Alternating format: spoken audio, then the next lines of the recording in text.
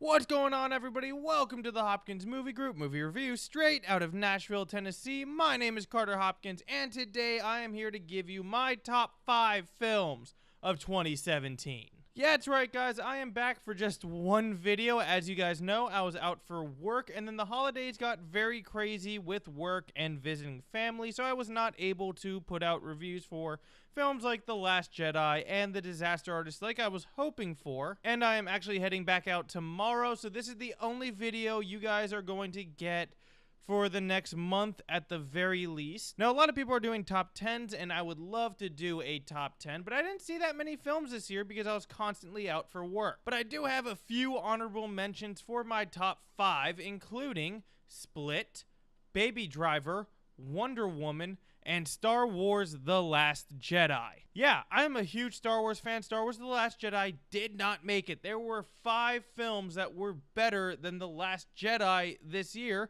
and let's take a look at them. So my number 5 film of 2017 is It. This was a film tailor-made for me to hate. I don't like horror films, and I hate clowns. But something about this film really drew me in.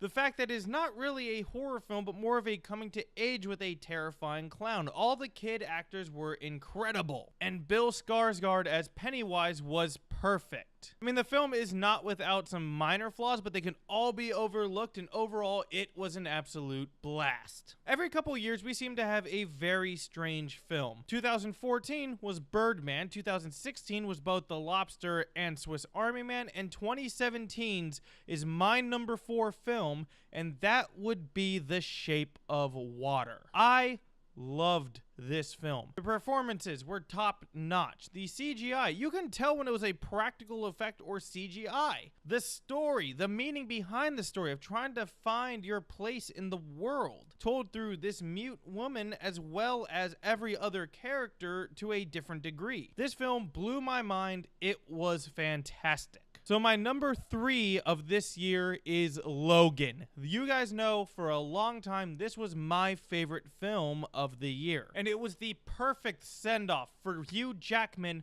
as Wolverine. But Hugh Jackman wasn't the only fantastic performance. We had Patrick Stewart as Professor Xavier, as well as Daphne Keane as Laura Kinney, or X-23. The dynamic between these three really brought the film home as the last time that we were going to see some of these characters on screen. It was getting rid of the old, bringing in the new, and it was fantastic. Not to mention the fantastic story, the fantastic action, the fantastic CGI.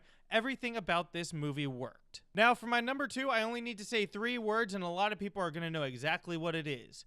Oh, hi, Mark. It is The Disaster Artist. This movie is hilarious. It was the funniest movie of the year by far, and it was really a great look into the making of what is considered to be the worst film ever made, The Room. Yeah, for those who are in the dark about The Room, it is this film made by a guy named Tommy Wiseau. This guy, Tommy, he made a film that was so bad that it has made more money than many big blockbusters. And this film about the making of that film was inspiring, it was hilarious, it was sad, it ran the gamut when it came to emotions, and all the acting in it, James Franco as Tommy Wiseau, Seth Rogen, Dave Franco as Greg Sestero, they were all fantastic. Had very high hopes for it, definitely was not let down. And my number 1 of the year, the film that blew my mind the most, the one that I actually consider to also be the best film of this decade, Blade Runner 2049. Now, Blade Runner is a film that means so much to me. It is one of my favorite films of all time,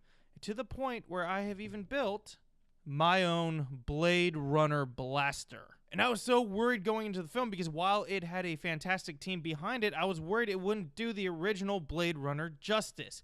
And within about 5 minutes, all of those worries were out the door.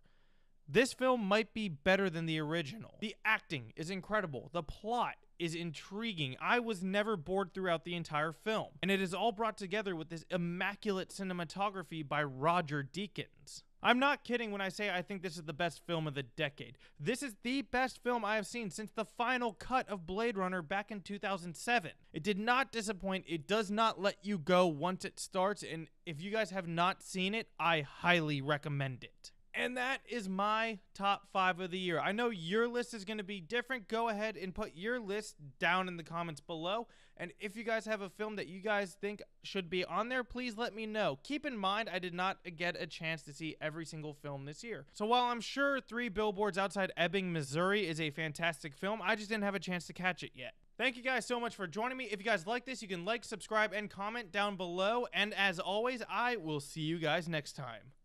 Bye-bye.